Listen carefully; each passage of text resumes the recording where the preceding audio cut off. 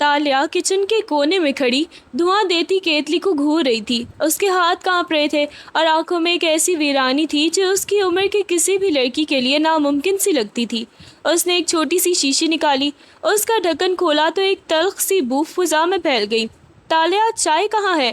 باہر سے ارمغان کی گرجدار آواز آئی تو تالیہ کے ہاتھ سے شیشی چھوٹتے چھوٹتے بچی۔ اس نے گہری سانس لی اور زہر کے قطرے چائے میں ملا دیے۔ زہر کو چائے میں گھلتے دیکھ کر وہ خود سے بڑبڑائی، زہر ملا کر اسے چائے میں دیتی ہوں، اس کے ساتھ تو بچے بھی پیدا کیے، تو ایسی ہی منحوس ہوں میں۔ اب نہ یہ رہے گا، نہ اس کا ظلم، اور نہ ہی میرا یہ روز روز کا جینا مرنا۔ اس نے ٹرے اٹھائی، کپ میں چائے انڈیلی اور ایک لمحے کے لیے رک کر اس زہریلی چائے کو دیکھا۔ اس کے ہونٹوں پر ایک سرد مسکراہٹ ابھری۔ تم نے مجھے گڑیا سمجھ کر کھیلا ہے ارمغان، مگر اب یہ کھیل ختم ہونے والا ہے۔ وہ ٹرے سنبھالے قدموں کو مضبوط کرتی ہوئی کچن سے باہر نکلی۔ اس کے چہرے پر ایک عجیب سا سکون آ گیا تھا، جیسے آج اس کے تمام دکھوں کا مداوع ہونے والا ہو۔ کچن سے باہر نکلتے ہی تالیہ کے قدم لڑکھڑائے۔ وہ اپنی ہی سوچوں میں گم تھی کہ اچانک سامنے سے آتے ہوئے ارمغان سے اس کی ٹکر ہوئی۔ تالیہ کے ہاتھ سے ٹرے چھوٹی اور کپ اچھل کر ارمغان کے قدموں میں جا گرا۔ گرم چائے کی چھینٹیں ارمغان کے پاؤں پر پڑی تو اس کے حلق سے ایک دبی ہوئی درد کی چیخ نکلی۔ تالیہ سہم کر ایک قدم پیچھے ہٹی، اس کا چہرہ زرد پڑ گیا تھا۔ ارمغان نے دانت پیستے ہوئے اپنی نظریں تالیہ کے چہرے پر جمائی، جس میں غصے کے ساتھ ساتھ ایک وحشت تھی۔ تمہاری ہمت کیسے ہوئی تالیہ؟ کیا اندھی ہو گئی ہو؟ ارمغان کی آواز میں ایک کرخدگی تھی۔ اس نے پاؤں جھٹکا اور قریب پڑی میز کا سہارا لیا۔ تالیہ کے ہاتھ کانپ رہے تھے۔ اس نے ڈرتے ہوئے اپنی نظریں جھکا لی۔ میں معافی چاہتی ہوں ارمغان، میرا دھیان نہیں تھا۔ ارمغان نے ایک قدم آگے بڑھایا، اس کی آنکھیں تالیہ کے وجود کو چھنی کر رہی تھیں۔ تمہارا دھیان ہمیشہ کہیں اور ہوتا ہے، لیکن اب یہ لاپرواہی بہت مہنگی پڑے گی تمہیں، سمجھی؟ اس نے گہری سانس لی۔ درد کی شدت سے اس کی پیشانی پر پسینہ آ گیا تھا، مگر اس کی نظروں میں موجود سواکی کم نہ ہوئی۔ تالیہ نے پلکیں چپکائیں تو ایک آنسو اس کے رخسار پر لڑکھایا۔ وہ جانتی تھی کہ یہ حادثہ اس کی بربادی کا نیا دروازہ کھولنے والا ہے۔ ارمغان نے کراہتے ہوئے کرسی کھینچی اور بیٹھ گیا۔ اس کا غصہ اب انتقام میں بدل چکا تھا۔ وہ تالیہ کو دیکھ رہا تھا جو خوف سے سکڑ کر دیوار کے ساتھ لگ گئی تھی۔ مجھے بھی کوئی شوق نہیں تھا اس نکاح کا، ارمغان نے اپنے جلتے ہوئے پاؤں کو سہلاتے ہوئے سرد لہجے میں کہا۔ پہلے تو سوچ رہا تھا کہ تم ابھی بچی ہو، گڑیا سے کھیلنے کی عمر ہے تمہاری، شاید خود ہی تنگ آ کر رخصت ہو جاؤ گی یا میں طلاق دے دوں گا، مگر اب نہیں۔ تالیہ نے کانپتی ہوئی نظروں سے اسے دیکھا۔ ارمغان کے لفظوں میں کوئی نرمی نہیں تھی۔ اب میں تمہیں یہاں سے کہیں جانے نہیں دوں گا۔ ارمغان نے میز پر ہاتھ مارتے ہوئے اسے گھورا۔ تم نے مجھے نقصان پہنچانے کی کوشش کی ہے، اور میری زندگی میں جو کوئی بھی میرے خلاف قدم اٹھاتا ہے میں اس کی زندگی کو جہنم بنا دیتا ہوں۔ تم میری بیوی ہو اور اسی گھر میں میری آنکھوں کے سامنے رہ کر اپنی اس حماقت کی سزا بھگتو گی۔ طلاق کا لفظ میرے منہ سے اب کبھی نہیں سنو گی، کیونکہ میں تمہیں اس قدر آزماؤں گا کہ تم موت کی دعائیں مانگو گی۔ تالیہ کے حلق سے ایک ہچکی نکلی۔ وہ جان گئی تھی کہ آج اس کا زہر دینے کا ارادہ اس کے لیے کتنی بڑی سزا کا باعث بننے والا ہے۔ تالیہ بستر کے کونے پر سہمی ہوئی بیٹھی تھی۔ کمرے میں موجود بھاری پردے اور ارمغان کی موجودگی اسے حبس میں مبتلا کر رہی تھی۔ اسے آج بھی وہ رات یاد تھی جب اس کے والدین نے اسے ایک ایسی دنیا میں دھکیل دیا تھا جس سے وہ ناواقف تھی۔ اس نے نظریں اٹھا کر الماری کے آئینے میں خود کو دیکھا، جس میں ارمغان کا سایہ دور کھڑا سگریٹ پی رہا تھا۔ شادی سے پہلے گھر والوں نے بس اتنا ہی بتایا تھا کہ ارمغان کی پہلی دلہن شادی کے تیسرے ہی دن کسی اور کے ساتھ بھاگ گئی تھی۔ تمہاری آنکھوں میں وہی خوف ہے جو اس کے چہرے پر تھا، ارمغان نے آئینے میں دیکھتے ہوئے سرد لہجے میں کہا۔ اسے بھی لگتا تھا کہ میں اسے مار ڈالوں گا، اس لیے وہ رات کے اندھیرے میں اپنا زیور سمیٹ کر کسی اور کی باہوں میں جا بیٹھی، مگر تم اس جیسی غلطی مت کرنا تالیہ۔ تالیہ نے کانپتے ہوئے اپنے دوپٹے کے کونے کو مٹھی میں بھینچ لیا۔ اسے یاد تھا کہ کیسے گاؤں میں سب کہتے تھے کہ ارمغان نے اسے ڈھونڈ کر اپنی عزت داؤ پر لگا دی تھی۔ وہ تو بھاگ گئی تھی۔ تالیہ کی آواز بمشکل نکلی۔ پر میں کہاں جاؤں؟ میرے لیے تو یہی گھر آخری ٹھکانہ ہے۔ ارمغان نے سگریٹ راکھ دان میں مسل دی اور پھر مڑ کر تالیہ کی جانب دیکھا۔ اس کی آنکھوں میں ایک ایسی اداسی تھی جو تالیہ کو خوف زدہ کر دیتی تھی۔ ٹھکانہ نہیں، یہ تمہاری جیل ہے تالیہ، اور اس جیل کی چابی صرف میرے پاس ہے۔ اگلے دن صبح کا وقت تھا۔ تالیہ کچن میں ناشتہ تیار کر رہی تھی کہ ارما خان کی بہن شازیہ ہاتھ میں جھاڑو لیے کمرے سے باہر نکلی اور تالیہ کو سر سے پاؤں تک حقارت سے دیکھا۔ کتنی سست عورت ہے، اب تک ناشتہ میز پر نہیں پہنچا۔ شازیہ نے چولہے کے پاس کھڑی تالیہ کے کندھے کو ایک زوردار جھٹکا دیا۔ تمہیں کیا لگتا ہے ارما خان کے گھر میں بیٹھی ہو تو ملکہ بن کر رہو گی؟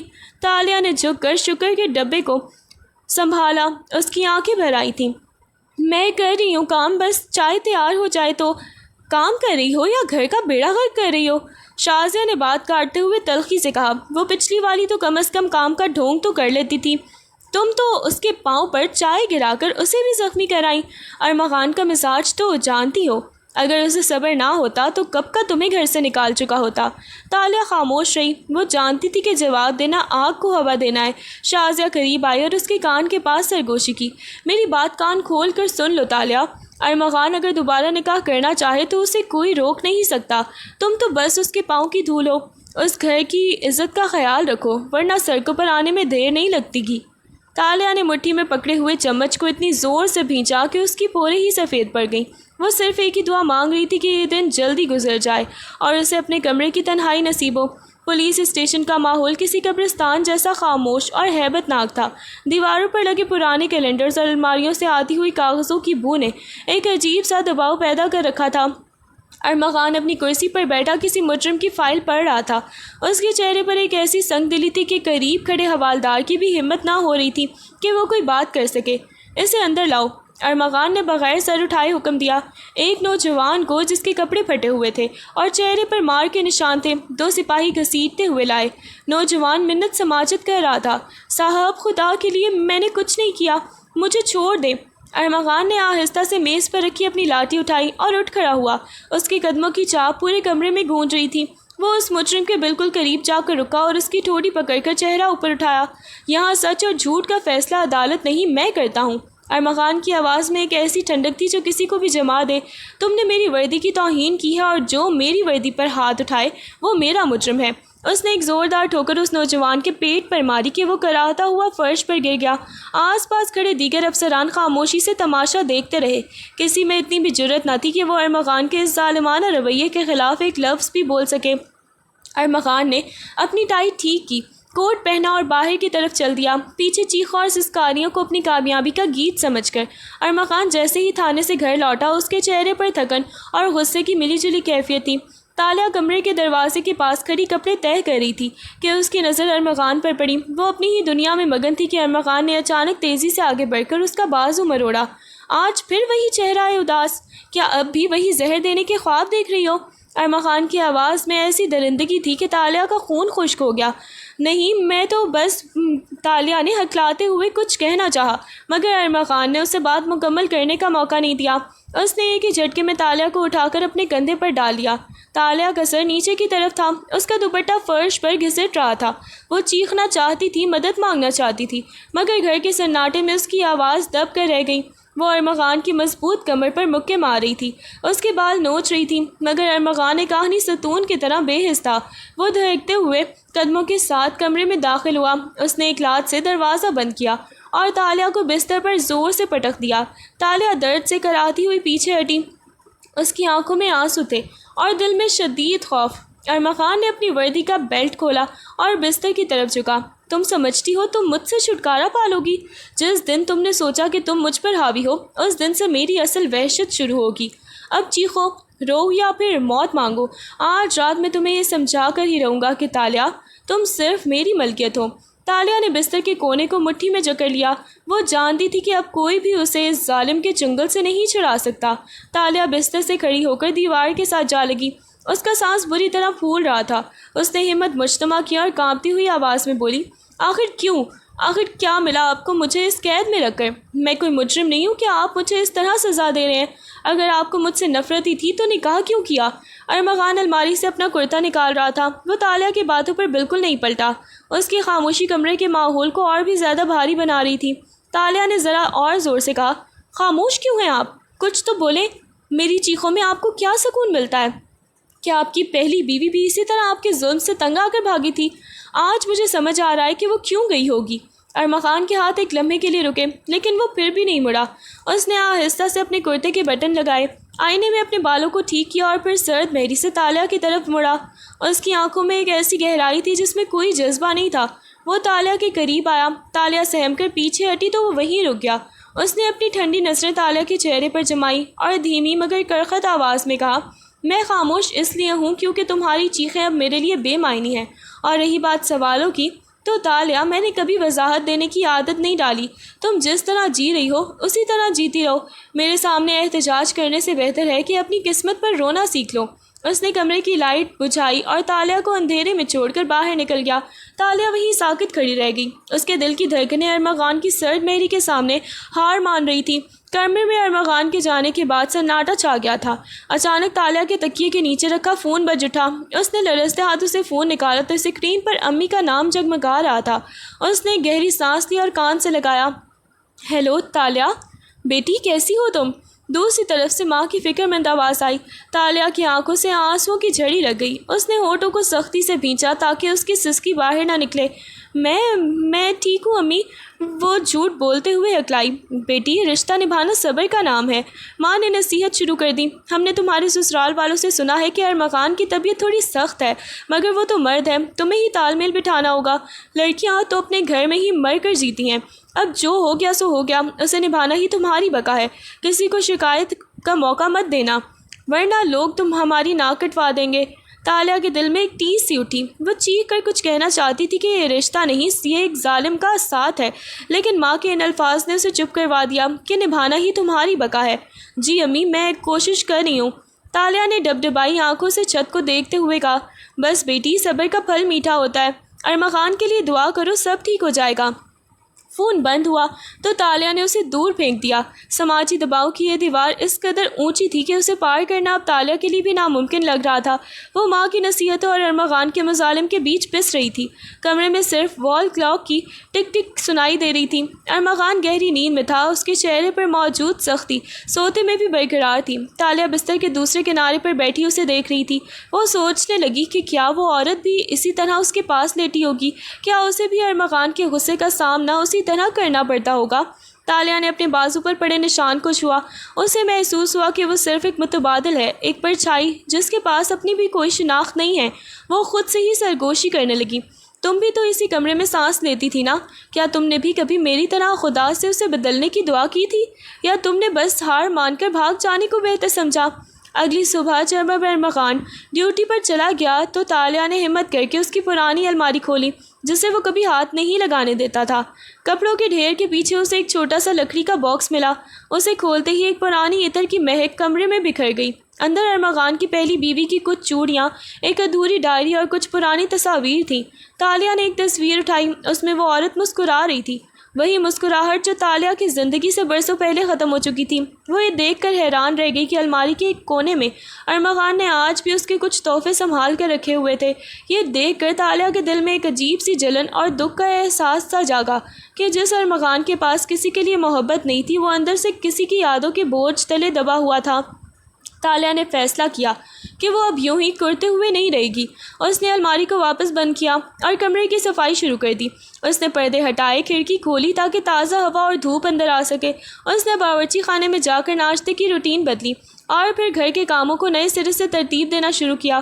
وہ جانتی تھی کہ یہ سب کرنا ارمغان کے غصے کو دعوت دینے جیسا ہے، مگر اس نے سوچ لیا تھا کہ اگر اسے اسی گھر میں جینا ہے تو وہ اب محض ایک گڑیا بن کر نہیں رہے گی۔ وہ اپنے وجود کا حصہ دلانے کے لیے چھوٹے چھوٹے قدم بھی اٹھاتی رہے گی، حالانکہ اسے معلوم تھا کہ اس گھر کی چار دیواری میں اس کی اپنی کوئی جگہ نہیں ہے۔ شام کو جب ارمغان واپس لوٹا تو اس کے قدموں میں لڑکھڑاہٹ تھی، پاؤں کی تکلیف شدت اختیار کر چکی تھی۔ وہ صوفے پر بیٹھتے ہوئے کراہ پڑا اور اپنا پاؤں سامنے میز پر رکھ دیا۔ تالیہ جو کچن سے نکلی ہی تھی، اس منظر کو دیکھ کر ایک لمحے کے لیے ٹھٹک گئی۔ اس کا دل چاہا کہ مڑ کر واپس چلی جائے، مگر ارمغان کی تکلیف میں بھی اس کی انا اسے بے چین کر رہی تھی۔ وہ آہستہ قدموں سے قریب آئی اور بغیر کچھ کہے فرسٹ ایڈ باکس لے آئی۔ ارمغان نے اسے دیکھا تو طنزیہ مسکراہٹ اس کے ہونٹوں پر آئی۔ کیوں؟ کیا اب تماشا دیکھنے کا ارادہ ہے؟ تالیہ نے اس کی بات کو نظر انداز کیا۔ اس نے گھٹنوں کے بل بیٹھ کر ارمغان کا زخمی پاؤں اپنے ہاتھوں میں تھام لیا۔ پاؤں پر سوجن تھی اور چائے کی گرمی سے جلد سرخ ہو چکی تھی۔ ارما خان نے اپنا پیر کھینچنا چاہا لیکن تالیہ نے مضبوطی سے اس کو پکڑ لیا۔ صبر کریں، تکلیف ہوگی، تالیہ نے دبی ہوئی آواز میں کہا اور روئی سے زخم صاف کرنا شروع کیا۔ جیسے ہی اس نے دوا لگائی، ارما خان سے منہ کے ایک کراہ نکلی اور اس کا ہاتھ خود بخود ہی تالیہ کے کندھے کی طرف بڑھا۔ تالیہ ایک لمحے کے لیے ٹھہری، اسے لگا کہ شاید وہ اب اسے دھکا دے گا، مگر ارما خان کا ہاتھ ہوا میں ہی رک گیا اور پھر دھیرے سے نیچے گر گیا۔ پورے کمرے میں خاموشی چھا گئی، صرف تالیہ کی سانسوں کی آواز اور ارما خان کی بھاری سانسیں سنائی دے رہی تھی۔ مرہم پٹی کرتے ہوئے تالیہ کے ہاتھ ہلکے سے کانپ رہے تھے اور وہ جان بوجھ کر نظریں جھکائی ہوئی تھی تاکہ ارما خان کی ان آنکھوں سے بچ سکے جو شاید اس وقت بھی اس کے اندر کچھ تلاش کر رہی تھی۔ پٹی مکمل کرنے کے بعد جب وہ اٹھی تو ارما خان نے ایک لمحے کے لیے اس کے چہرے کو بھی غور سے دیکھا۔ اس کی نظروں میں اس وقت غصہ نہیں بلکہ ایک عجیب سی الجھن تھی۔ اگلے دن دوپہر کو ارما خان کسی کام سے جلدی گھر آ گیا تھا تو اسے کمرے کے کونے میں تالیہ کی ایک چھوٹی سی کڑھائی والی فریم پر کام کرتی ہوئی دکھائی دی۔ وہ اپنا دنیا میں اتنی مگن تھی کہ اسے ارما خان کے دروازے پر کھڑے ہونے کا احساس تک نہ ہوا۔ وہ دھاگے کو سوئی میں ڈالنے کی کوشش کر رہی تھی۔ بار بار ناکام ہونے پر اس نے اپنی زبان دانتوں تلے دبائی اور معصومیت سے ماتھے پر بل ڈالے۔ ارما خان جو اب تک اس کے غصے اور خاموشی سے واقف تھا، پہلی بار اسے اس طرح دیکھ کر ساکت رہ گیا۔ تالیہ کے چہرے پر وہ بچپن، وہ سادگی جسے وقت کے ظالم ہاتھوں نے دبا دیا تھا۔ جب تالیہ نے اچانک سر اٹھایا اور سامنے ارما خان کو کھڑا پایا تو اس کے ہاتھ سے سوئی چھوٹ کر نیچے گر گئی۔ وہ فوراً کھڑی ہو گئی، اس کا چہرہ خوف سے پھر سے پیلا پڑ گیا، گویا وہ کسی جرم میں پکڑی گئی ہو۔ آپ کب آئے؟ میں تو بس، وہ ہکلانے لگی۔ اپنے دوپٹے کو ٹھیک کرتے ہوئے اسے لگا کہ اب ارما خان اس کی اس معمولی سے کام پر بھی اسے جھڑکے گا، مگر ارما خان خاموش رہا۔ وہ آہستہ سے اس کے قریب آیا اور زمین پر گری ہوئی سوئی اٹھا کر میز پر رکھی۔ اس نے تالیہ کی طرف دیکھا جس کی آنکھیں زمین پر گڑی ہوئی تھیں اور کندھے سکڑے ہوئے تھے۔ ارما خان کا سخت چہرہ ایک لمحے کے لیے پگھلا۔ اس نے تالیہ کے سر پر بکھرے ہوئے بالوں کو دیکھا جو اس کے چہرے پر آ رہے تھے۔ تمہیں کڑھائی کا شوق ہے؟ ارما خان کی آواز میں وہ کرخدگی نہیں تھی بلکہ ایک حیرت تھی، جیسے وہ اپنی پہلی بار ہی تالیہ کو ایک انسان کے طور پر ہی دیکھ رہا ہو۔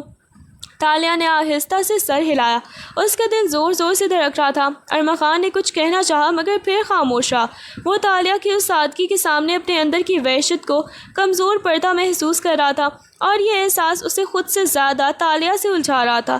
شام کا وقت تھا کہ گھر کے باہر جیپ رکنے کی آواز آئی۔ ارما خان کے چند ساتھی پولیس والے کسی اہم کیس کی فائلیں لے کر گھر آ دھمکے۔ گھر کے دیوان خانے میں کہکے اور بھاری آوازیں گونجنے لگیں۔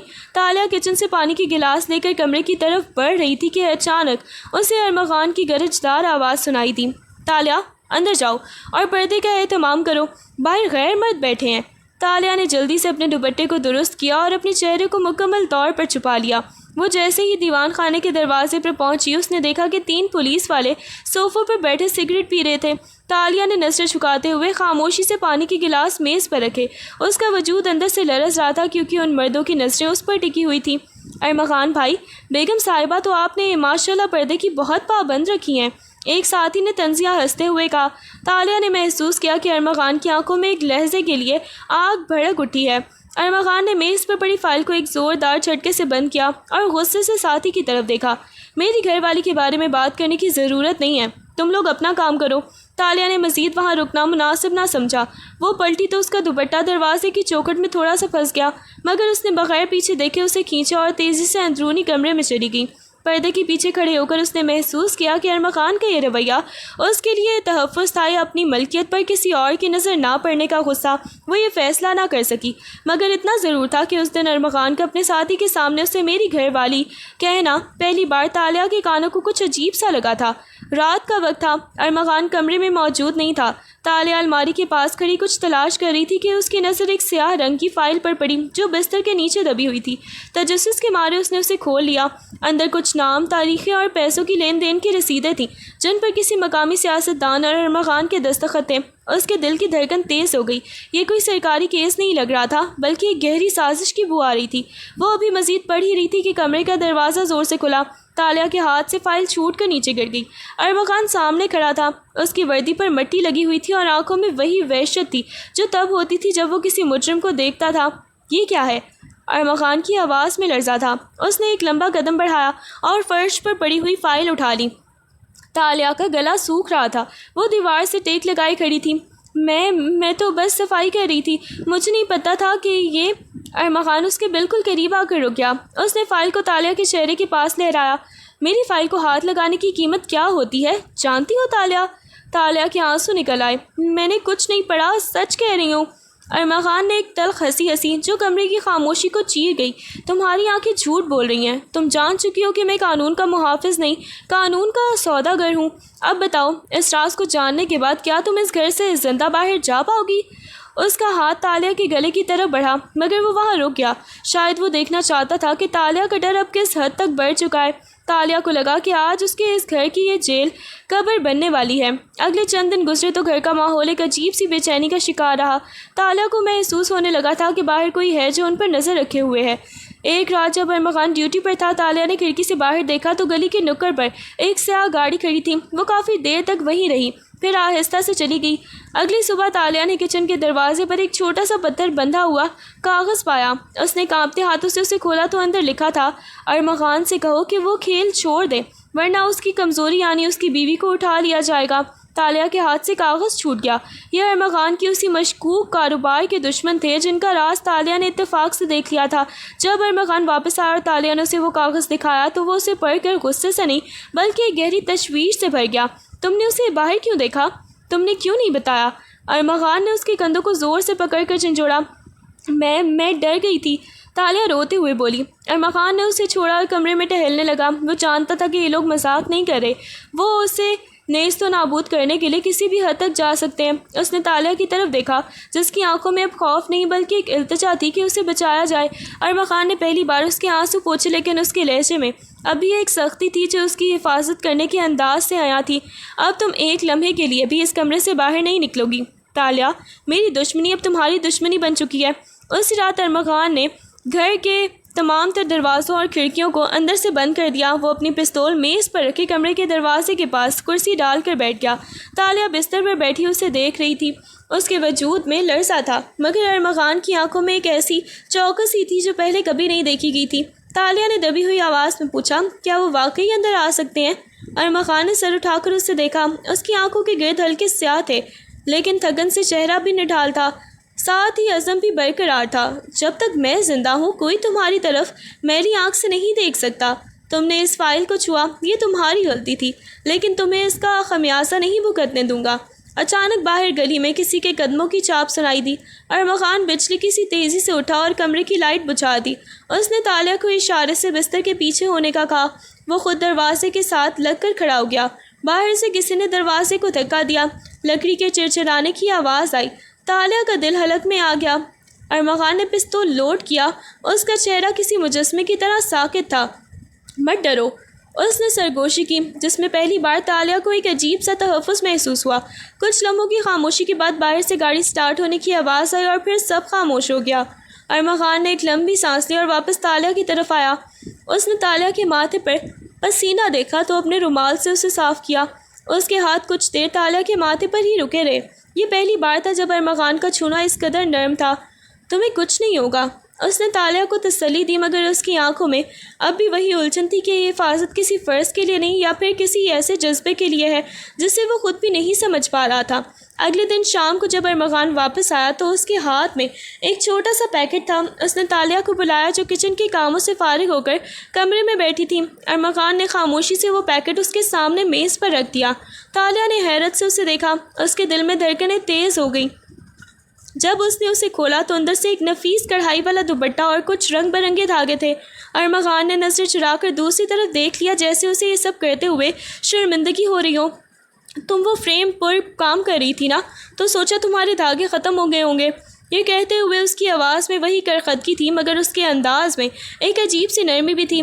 تالیہ کو اپنی آنکھوں پر یقین نہیں آیا۔ جس شخص نے اسے کبھی کوئی خوشی نہیں دی تھی اس نے آج اسے ایک ایسی چیز دی تھی جو اس کے شوق سے جڑی تھی۔ اس نے دھیرے سے دوپٹے کو ہاتھ لگایا۔ یہ بہت نرم تھا، بالکل ویسا ہی جیسا وہ ہمیشہ سے پسند کرتی تھی۔ چند دن ہی گزرے تھے کہ گھر کے پتے پر ایک نامعلوم خط موصول ہوا۔ ارما خان جب گھر پر نہیں تھا تالیہ نے لفافہ کھولا۔ اندر ایک خط تھا جو کسی اور کی نہیں بلکہ ارما خان کی پہلی بیوی صبا کی تحریر تھی۔ تالیہ کے ہاتھ کانپنے لگے۔ خط میں لکھا تھا، ارما خان، میں جانتی ہوں تم نے مجھے کبھی معاف نہیں کیا۔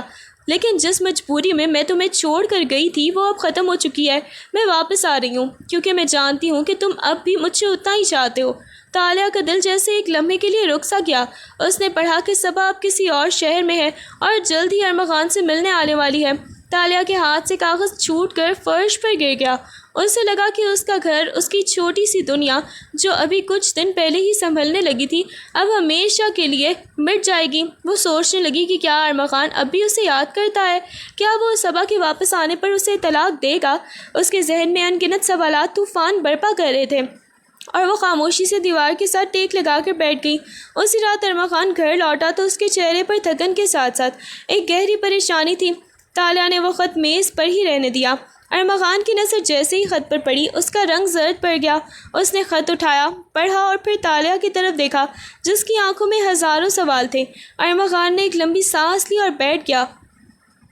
تم سمجھتی ہو کہ وہ بھاگ گئی تھی تالیہ؟ نہیں، صبا کو اس وقت ایک با اثر مافیا نے اغوا کر لیا تھا تاکہ وہ مجھ سے اپنے غیر قانونی کام کروا سکے۔ میں اسے بچا تو سکتا تھا لیکن اگر میں ایسا کرتا تو وہ میرے گھر والوں کو ختم کر دیتے۔ میں نے اسے بچانے کی ہر ممکن کوشش کی لیکن ناکام رہا اور وہ بدنامی سے بچنے کے لیے میرے سامنے سے خاموشی سے نکل گئی تاکہ وہ مافیا مجھ سے مزید کوئی مطالبہ نہ کر سکے۔ وہ میری زیادتی نہیں، میری بے بسی تھی۔ تالیہ کو پہلی بار ارمغان کی آنکھوں میں دکھ نظر آیا۔ اس کا تجسس اب کسی فلم کی طرح بڑھ رہا تھا۔ اگلے دنوں میں تالیہ نے ارمغان کے دفتر کے معاملات پر باریک بینی سے نظر رکھنا شروع کی۔ جب ارمغان سو جاتا وہ اس کی الماری سے خفیہ فائلیں نکال کر پڑھتی۔ اس نے جانا کہ ارمغان دراصل ایک بڑے کرپٹ نیٹ ورک کو اندر سے توڑنے کی کوشش کر رہا ہے اور وہ خود کو ظالم اس لیے ظاہر کرتا ہے تاکہ دشمن اس پر بھروسہ کر سکیں۔ وہ جس پیسے کا ذکر کرتی تھی وہ دراصل ان مافیا کے اکاؤنٹس کی تفصیل تھیں جو وہ جمع کر رہا تھا۔ تالیہ نے سب جان لیا تھا کہ ارمغان نے اسے قید تو اس لیے کر رکھا ہے کیونکہ اسے ڈر تھا کہ اگر دشمنوں کو پتہ چل گیا کہ اس کی بیوی ایک معصوم لڑکی ہے تو وہ اسے بھی استعمال کریں گے۔ ایک رات جب طوفان باہر شدت اختیار کر چکا تھا، تالیہ نے ہمت کر کے وہ تمام فائلیں ارمغان کے سامنے رکھ دیں۔ ارمغان اسے دیکھ کر اچھل پڑا۔ تالیہ کی آواز میں وہ کپکپاہٹ نہیں تھی جو پہلے ہوتی تھی۔ آپ مجھ سے ڈرتے ہیں کہ میں کمزور ہوں، لیکن آپ یہ بھول گئے ہیں کہ میں آپ کی بیوی ہوں۔ میں جان گئی ہوں کہ آپ کیا کر رہے ہیں۔ ارمغان خاموش رہا، پھر آہستہ سے اس کے قریب آیا۔ اس کی آنکھوں میں پہلی بار ایک ایسی چمک تھی جو کسی شکاری کی نہیں بلکہ ایک محافظ کی تھی۔ میں تمہیں اس آگ میں نہیں جھونکنا چاہتا تھا تالیہ۔ میں اکیلا لڑ سکتا ہوں لیکن تم میری سب سے بڑی کمزوری بن گئی ہو۔ اس گفتگو میں فریب نہیں تھا بلکہ پہلی بار دونوں کے درمیان ایک ایسا اعتماد پیدا ہوا تھا جو خوف کے سائے سے آزاد تھا۔ ارمغان نے تالیہ کا ہاتھ تھاما اور تالیہ نے بھی پہلی بار اسے نہیں جھٹکا بلکہ اپنی انگلیوں کو اس کے ہاتھ میں پیوست کر لیا۔ وہ رات ایک پرسکون آغاز کے بعد اچانک ایک طوفان میں بدل گئی۔ ارمغان جب گھر پہنچا تو اس کے ہاتھ میں ایک نامعلوم کال ریکارڈنگ کا والا فون تھا۔ اس کا چہرہ غصے سے سرخ تھا اور پیشانی کی رگیں بھی تن چکی تھیں۔ تالیہ، کمرے میں آؤ ابھی۔ ارمغان کی دھار سے پورا گھر گونج اٹھا۔ تالیہ کچن سے نکلی۔ اس کے چہرے پر اطمینان تھا کیونکہ وہ سمجھ رہی تھی کہ اب ان کا رشتہ بہتری کی طرف جا رہا ہے، لیکن ارمغان کو دیکھ کر اس کا دل ڈوب گیا۔ ارمغان نے فون میز پر دے مارا اور تالیہ کے قریب آ کر اسے بازو سے کھینچ لیا۔ تم نے کہا تھا کہ تم نے سب جان لیا ہے مگر تم نے مجھ سے یہ چھپایا کہ تم خفیہ طور پر کسی سے رابطے میں ہو۔ ارمغان کی آنکھوں میں شک کا زہر تھا۔ کون ہے وہ جو میرے گھر کے بارے میں مخبری کر رہا ہے؟ تم اسے کیا بتا رہی ہو تالیہ؟ تالیہ دنگ گھی رہ گئی۔ ارمغان، یہ آپ کیا کہہ رہے ہیں؟ میں تو آپ کی مدد… جھوٹ مت بولو۔ ارمغان نے اس کی بات کاٹ دی۔ اس کی آواز میں وہی پرانی درندگی واپس آ گئی تھی۔ مجھے لگا تھا کہ تم بدل رہی ہو لیکن تم بھی انہی لوگوں کی طرح نکلی جو میرے دشمنوں کے لیے کام کرتے ہیں۔ تم نے میری فائلیں پڑھی اور اب شاید تم ان کے بدلے اپنی آزادی خرید رہی ہو۔ میں نے ایسا کچھ نہیں کیا، آپ غلط سمجھ رہے ہیں۔ تالیہ روتے ہوئے پکارنے لگی مگر ارمغان کی آنکھوں پر شک کی پٹی بندھی تھی۔ اس نے تالیہ کو ایک زوردار جھٹکا دیا جس سے وہ صوفے پر جا گری۔ آج کے بعد اس کمرے سے باہر قدم نکالا تو اپنی خیر مت ماننا۔ تم وہی ہو جس کے لیے میں نے اپنی زندگی داؤ پر لگائی تھی اور تم ہی میرے ہی سینے میں خنجر گھونپ رہی ہو۔ میں تمہیں اس بار اس قدر سزا دوں گا کہ تم کبھی کسی سے وفاداری کا لفظ تک نہیں بولو گی۔ ارمغان نے کمرے کا دروازہ باہر سے لاک کیا۔ تالیہ اندر پھوٹ پھوٹ کر رونے لگی۔ وہ سمجھ نہیں پا رہی تھی کہ اس کی کون سی حرکت کو ارمغان نے غداری سمجھ لیا۔ وہ جانتی تھی کہ اب ارمغان کا یہ سخت رویہ پچھلی بار سے کہیں زیادہ خطرناک ثابت ہونے والا ہے۔ دروازہ بند ہونے کی آواز کمرے میں گونجی، لیکن اس بار تالیہ سسکیاں لینے کے بجائے ساکت کھڑی رہی۔ اس کے آنسو خشک ہو چکے تھے اور اس کی آنکھوں میں خوف کی جگہ ایک عجیب سی ٹھنڈک نے لے لی تھی۔ اس نے دروازے کی طرف دیکھا، پھر ارمغان کی طرف، جو غصے میں پاگلوں کی طرح کمرے میں ہی ٹہل رہا تھا۔ تالیہ نے کسی رکاوٹ کے بغیر مضبوط قدموں کے ساتھ ارمغان کی طرف رخ کیا۔ بہت ہو چکا ارمغان۔ اس کی آواز میں وہ لرزہ نہیں تھا جو پہلے ہوا کرتا تھا، بلکہ ایک ایسی گونج تھی جس نے ارمغان کو رکنے ہی پر مجبور کر دیا۔ تمہیں لگتا ہے کہ میں تمہیں جواب دے ہوں؟ ارمغان نے مڑ کر اسے گھورا۔ اس کی آنکھوں میں ابھی بھی غصے کے شعلے تھے۔ تم نے میری وفاداری پر شک کیا ہے، وہ بھی بنا کسی ثبوت کے۔ تالیہ اس کے بالکل قریب جا کر کھڑی ہو گئی۔ اس نے اپنی آنکھیں براہ راست ارمغان کی آنکھوں میں گاڑ دیں۔ میں نے آپ کے لیے کیا کچھ نہیں کیا؟ آپ کے زخموں پر بھی مرہم رکھا، آپ کے اندھیروں کو بھی سمجھنے کی کوشش کی، اور آپ کے رازوں کو بھی اپنی جان سے بھی زیادہ عزیز تر رکھا، اور آج آپ نے صرف ایک شک کی ہی بنیاد پر مجھ پر شک کر لیا۔ ارمغان کچھ بولنے کے لیے کھلا، مگر الفاظ اس کے حلق میں ہی اٹک گئے تھے۔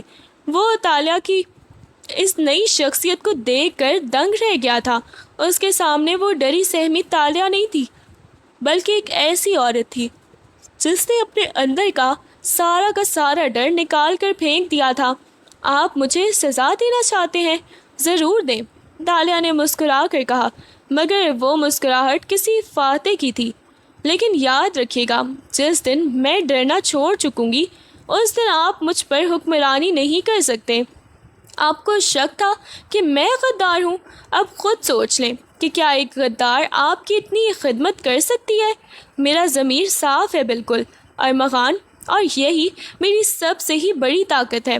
اب آپ فیصلہ کریں کہ آپ کو ایک خوف زدہ قیدی چاہیے یا ایک ایسی ساتھی جو آپ کی حقیقت جانتی ہے۔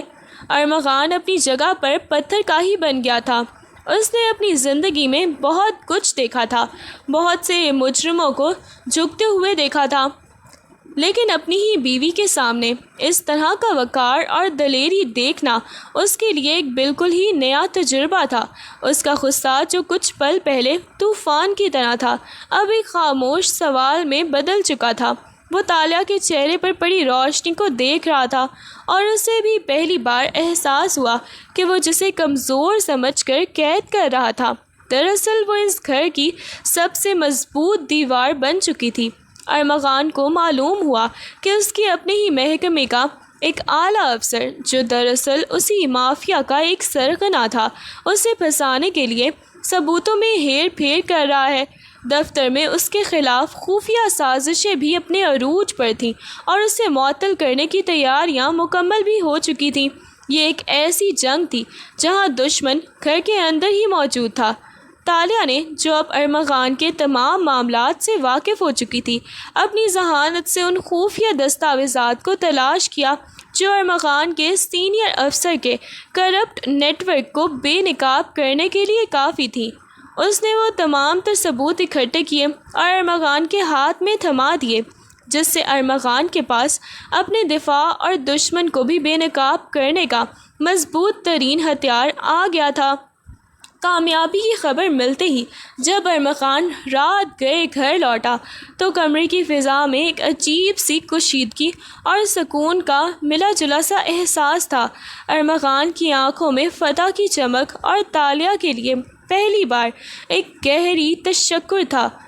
وہ تالیہ کے پاس آیا، اس کا ہاتھ تھاما اور اسے اپنی جانب کھینچ لیا۔ تالیہ نے مزاحمت کرنے کی بجائے اپنی آنکھیں بند کر لیں۔ اسے محسوس ہوا کہ اب خوف کی دیواریں گر چکی ہے۔ ارمغان نے اس کے چہرے کو اپنے ہاتھوں کے پیالے میں لیا اور اس کی آنکھوں میں دیکھتے ہوئے کہا، تمہارے بغیر میں آج یہ جنگ کبھی نہیں جیت سکتا تھا۔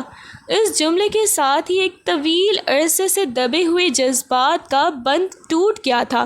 ارمغان کی گرفت مضبوط ہوئی اور تالیہ کا رد عمل اس کے جذبات کی شدت کو مزید ہی بڑھا گیا۔ کمرے میں خاموشی تھی، لیکن ان کے درمیان ایک ایسی کشش تھی جس نے ہر قسم کی دوری کو ہی ختم کر دیا تھا۔